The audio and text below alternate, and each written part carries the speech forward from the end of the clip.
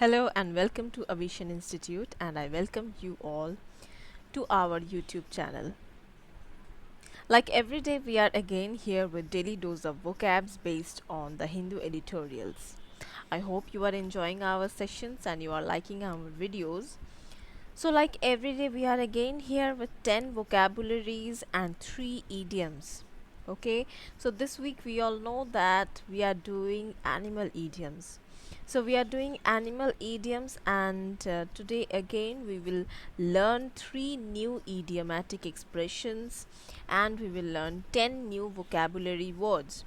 We will understand how to learn vocabulary words, how to remember their meaning, and what are their antonyms and synonyms, and we will also understand the Hindi usage of how to use it in a sentence. Okay, so without any delay, let us see what will be our points of discussion for today. Our points of discussion for today is going to be vocabulary words based on the Hindu editorials and word meanings of those words, synonyms and antonyms of those editorial words. Next is we are going to do 3 new animal phrases, that is animal idioms today. So without any delay, let us start the class. So what is our first vocab for today? Our first word is locus. Locus जो है ये खुद एक noun है जिसका meaning होता है ठिकाना. Okay, and in English we can also say a particular position or place where something occurs or is situated. तो कहीं पे कुछ हो रहा है या कहीं पे कुछ situated है, इसको कहते हैं लोकस. इसके सिनोनिम्स हो सकते हैं अरेंजमेंट, कंडीशन, सर्कमस्टांसेस. इसके एंटोनिम्स हो सकते हैं बून या फिर डिसअरेंजमेंट. ओके, तो इसको सेंटेंस में कैसे यूज़ कर सकते हैं? This time the locus of the conflict had shifted to the north. तो इस बार कन्फ्लिक्ट का जो लोकस है मतलब a particular position. Okay, conflict मतलब जिस विषय को लेके विवाद है या जिस विषय को लेके झमेला हो रहा है वो होता है कन्फ्लिक्ट. तो दिस टाइम जो कन्फ्लिक्ट का प्लेस है या पोजीशन है वो क्या हुआ, वो नॉर्थ में शिफ्ट हो गया है. Okay, that means in the northern portion. Okay, what is our next word? हमारा आज का नेक्स्ट वर्ड है डिस्कॉर्ड. डिस्कॉर्ड जो है ये खुद एक नाउन है जिसका मीनिंग है मतभेद, या फिर इसको डिसएग्रीमेंट बिटवीन पीपल भी कह सकते हैं. दो पीपल के बीच में या कुछ लोगों के बीच में एग्रीमेंट ना हो, या फिर सब लोग एक ही विषय वस्तु के ऊपर मतभेद उन लोगों का हो रहा है, एग्री नहीं कर पा रहे हैं. That is disagreement between people, that means Discord. Okay, इसके सिनोनिम्स हो सकते हैं स्ट्राइफ, कॉन्फ्लिक्ट, फ्रिक्शन या फिर हॉस्टिलिटी. या फिर इसके एंटोनिम्स हो सकते हैं एग्रीमेंट, एकॉर्ड या फिर हार्मनी. ये सारे हो सकते हैं इसके ऑपोजिट वर्ड्स. सेंटेंस में इसको कैसे लिख सकते हैं या बोल सकते हैं? A note of discord has crept into relations between the two countries. तो दो देशों के बीच में एक डिस्कॉर्ड आ गया है. डिस्कॉर्ड क्या हो आ गया है? डिस्कॉर्ड का मतलब डिसएग्रीमेंट, मतलब दो देश किसी एक नोट के ऊपर डिस्कॉर्ड उन लोगों का हो रहा है, मतलब एग्रीमेंट नहीं हो पा रहा है, अलग अलग सबका राय है.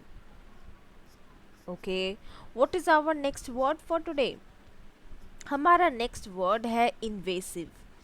इन्वेसिव जो है ये खुद एक एडजेक्टिव है जिसका मीनिंग होता है आक्रमणशील, या फिर इसको बोल सकते हैं tending to spread very quickly and undesirably और हार्मफुली. तो कोई चीज़ जो बहुत जल्दी स्प्रेड करता है या फिर बहुत हार्मफुली स्प्रेड करता है उसको बोलते हैं इन्वेसिव. ओके, इसके सिनोनिम्स यानी कि सिमिलर वर्ड्स हो सकते हैं नोजी या फिर इंटरफेरिंग, इसके एंटोनिम्स हो सकते हैं कन्फाइंड या फिर अनइंट्रूसिव या फिर डिफेंसिव। ओके, तो सेंटेंस में इसको कैसे बोल सकते हैं? सेंटेंस में ऐसे बोल सकते हैं the samples tested in this series may not include a high proportion of healthcare staff involved in invasive procedures। तो ये जो सैम्पल्स टेस्ट किया गया है in the series may not include a high proportion of health care staffs. तो इन samples में शायद ज़्यादा प्रोपोर्शन हेल्थ केयर स्टाफ्स के नहीं मिलेंगे इन्वॉल्व्ड इन इन्वेसिव प्रोसीड्यूर्स, जो कि इन्वॉल्व्ड है इन्वेसिव प्रोसीड्यूर्स में, मतलब ऐसे को प्रोसीड्यूर्स जो कि बहुत हार्मफुल है। ओके, चलिए आज का हमारा पहला ईडियम क्या है? हमारा आज का पहला ईडियम देख लेते हैं। हमारा आज का पहला ईडियम है क्रोकोडाइल टीयर्स। ओके, तो हिंदी में ये तो हम लोग सबको पता ही है, मगरमच्छ के आंसू हम लोग बोलते ही हैं। Okay, we generally use this phrase very much in sentences. So in English also there is this, ये मगरमच्छ के आंसू सिर्फ हिंदी में ही नहीं होते हैं, इंग्लिश में भी होते हैं। That is called crocodile tears. तो क्रोकोडाइल टीयर्स का जो मीनिंग है वो है फेक टीयर्स, मतलब फेक आंसू, मतलब यू कैन से फॉल्स आंसू, या फिर कोई एक्टिंग करके रो रहा है उसको भी क्रोकोडाइल टीयर्स बोलते हैं। सेंटेंस में इसको कैसे बोल सकते हैं ईडियम को? Her little daughter always cries crocodile tears to get whatever she wants. तो उसकी जो लिटिल डॉटर है, छोटी सी बेटी है, वो क्या करती है? हमेशा क्रोकोडाइल टीयर्स उसके आते रहते हैं, उसको जो चाहिए, उसको जो भी चाहिए वो मांगने के लिए वो अपना क्रोकोडाइल टीयर्स जो है दिखाती रहती है। Okay, what is our next word for today? हमारा आज का नेक्स्ट वर्ड है ओमिनस।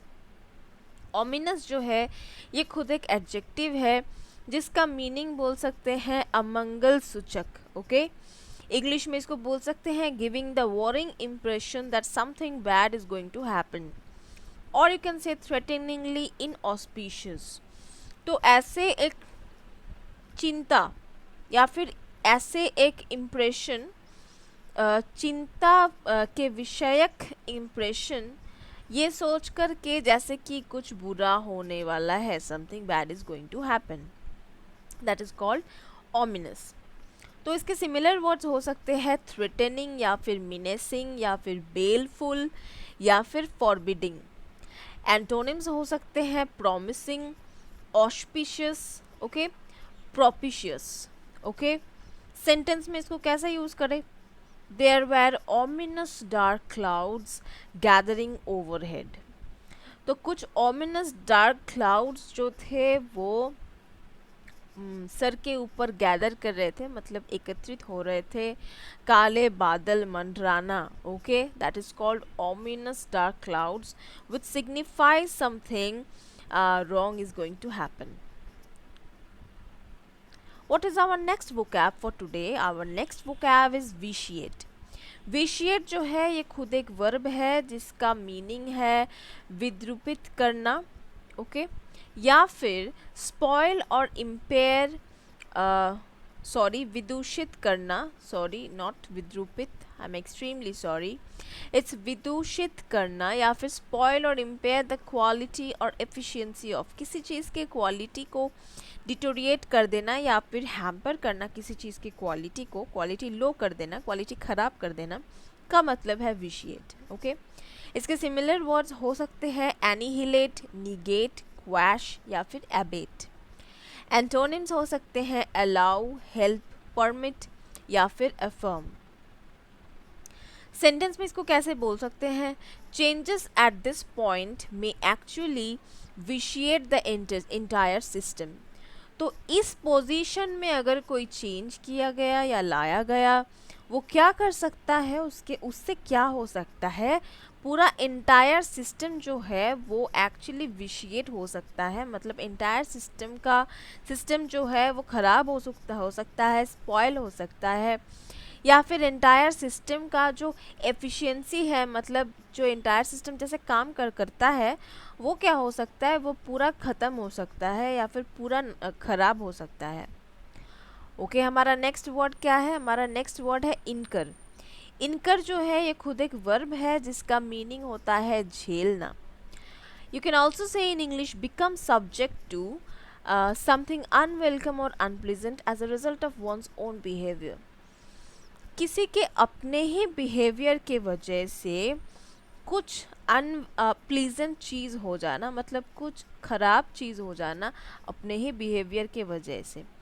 इसके सिमिलर वर्ड्स हो सकते हैं provoke, earn, arouse, induce. Okay, antonyms यानी कि ऑपोजिट वर्ड्स हो सकते हैं अवॉइड, शन, इल्यूड, इवेड। सेंटेंस में कैसे यूज़ कर सकते हैं? The surgery wasn't what scared the sick man, it was all of the medical bills he would incur from the procedure. तो सिक मैन मतलब जो आदमी का तबीयत ख़राब है या फिर जो पेशेंट है वो अपने सर्जरी की वजह से डर नहीं रहा था, wasn't scared about his surgery, but he was scared with the medical bills that would incur from the procedure. वो अपने प्रोसीड्योर से जो मेडिकल बिल्स इनकर करेगा, मतलब अपने ही प्रोसीड्योर, अपने ही ट्रीटमेंट का जो वो मेडिकल बिल्स उसके पास आएगा, उसके वजह से उसको डर लग रहा था। चलिए हमारा नेक्स्ट वोकैब नेक्स्ट ईडियम क्या है देख लेते हैं। हमारा नेक्स्ट ईडियम है डॉग डेज। तो डॉग डेज किसको कहते हैं? डॉग डेज अब हिंदी में इसको ट्रांसलेट नहीं कर सकते, ओके नहीं बोल सकते कि कुत्तों का दिन है, नहीं, it's not about dog days or some days related to a dog, no. So what is its inner meaning? The inner meaning of dog days idiomatic expression is very hot days. तो क्या होता है, बहुत गर्मी के दिनों को dog days कहते हैं क्योंकि गर्मी के दिनों में हम लोग डॉग की तरह हाँफते हैं से जीभ निकाल कर, okay, so that is called dog days, that is very hot days. Okay, so how to use this idiom in a sentence? Let's see.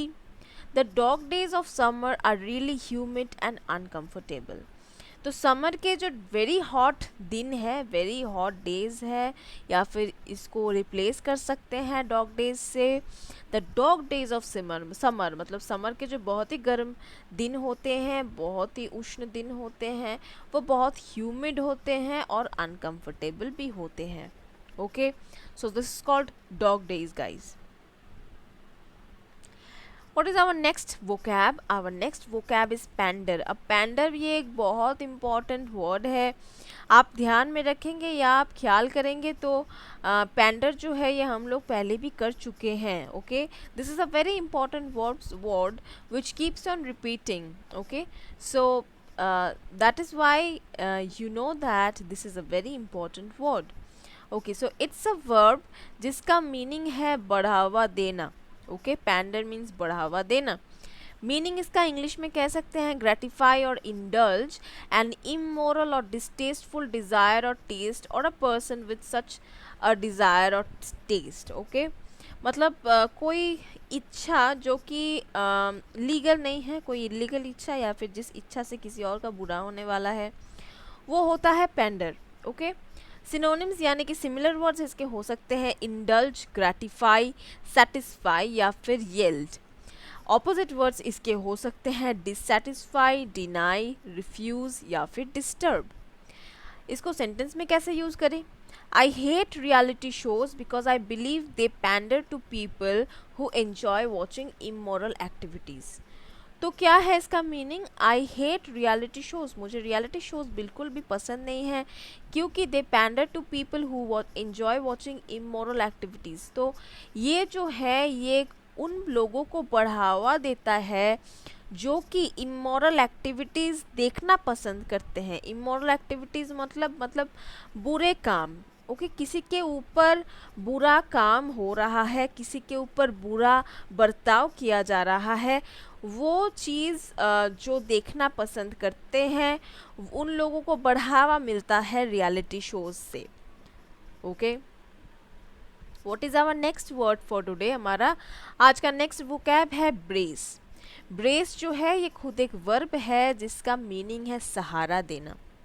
Okay, इसको इंग्लिश में कह सकते हैं प्रिपेयर फॉर समथिंग डिफ़िकल्ट और अनप्लीजेंट। तो कोई difficult चीज़ के लिए अपने आप को प्रिपेयर करना मतलब ब्रेस। ओके, इसके सिमिलर वर्ड्स हो सकते हैं नर्व, गिर्ड, स्ट्रेंथन, फोर्टिफाई। एंटोनिम्स हो सकते हैं डैम्पन, डेडन, ड्रेन या फिर डेबिलिटेट। ओके, तो सेंटेंस में इसको कैसे यूज़ करें ब्रेस को? Along with most of my neighbors in the Washington DC metropolitan area, I was braced for the presidential transition.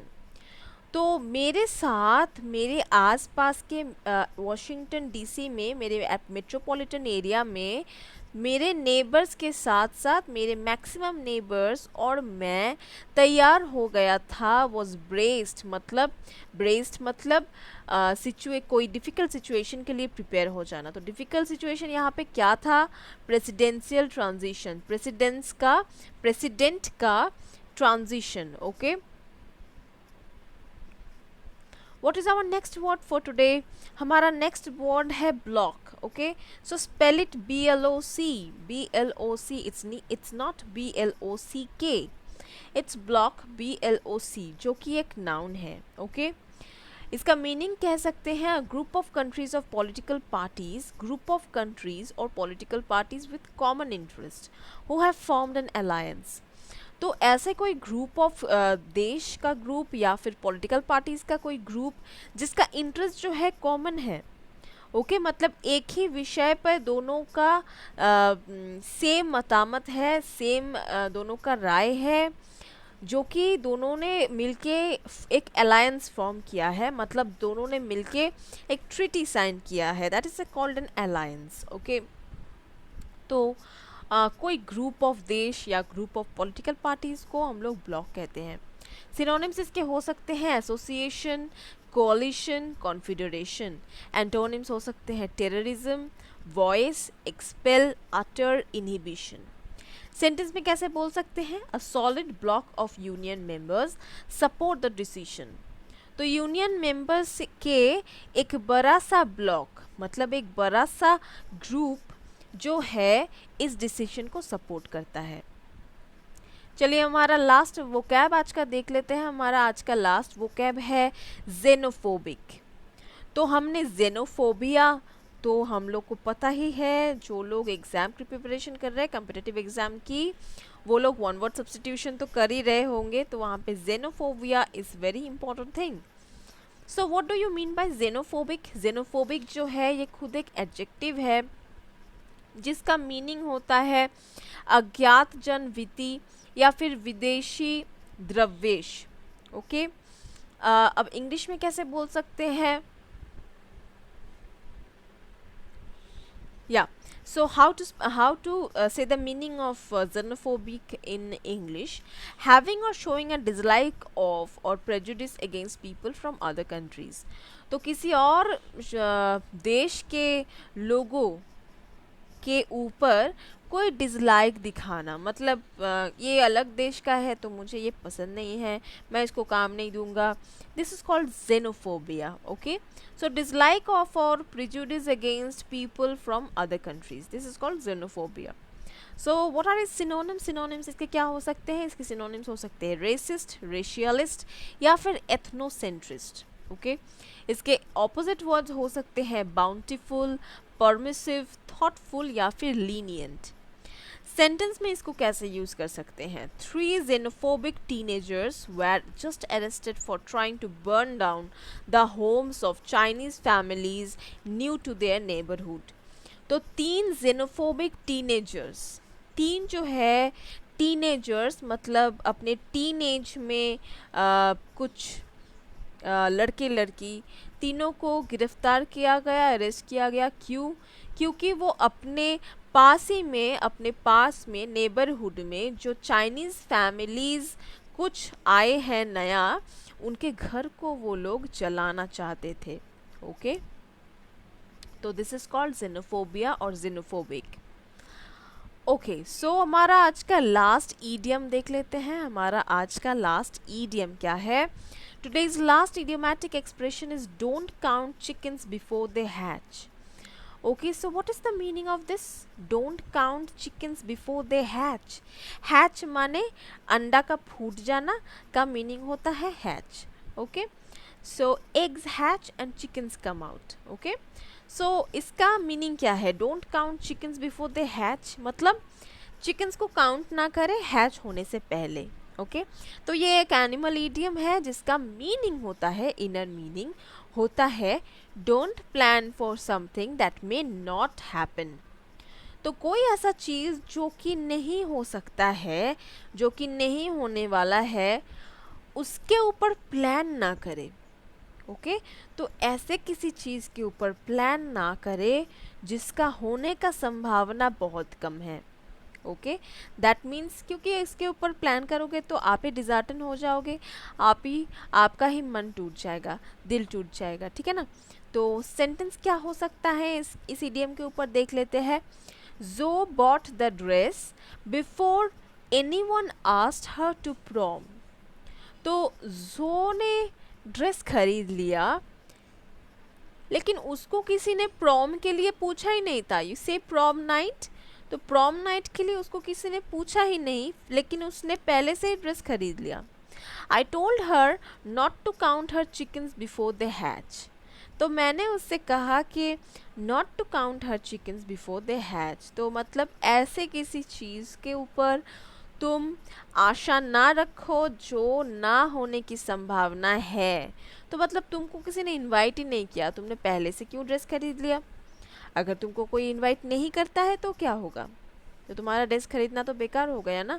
तो इसी का मीनिंग होता है पहले से ऐसे किसी विषय के ऊपर आशा ना करे, या फिर तैयारी ना करे, या फिर प्रिपरेशन ना करे जो होने का चांसेस है एवं नहीं है. ओके, तो होने का चांसेस नहीं भी है तो उसके ऊपर प्रिपरेशन करने का क्या फ़ायदा, तैयारी करने का क्या फ़ायदा. पहले श्योर हो जाते हैं, उसके बाद प्रिपरेशन करेंगे, है ना. तो इसका मीनिंग होता है don't count chickens before they hatch. तो guys, this was our 10 vocabulary words for today and 3 animal idiomatic expressions. Hope you liked the video. If you liked the video, then like our video and share it with your friends, and also comment on our video and share it with us how you are liking our videos or not. And yes, if you are new to our channel, subscribe to our channel, and yeah, don't forget to hit the bell icon so that you get all the recent updates. Thanks for watching.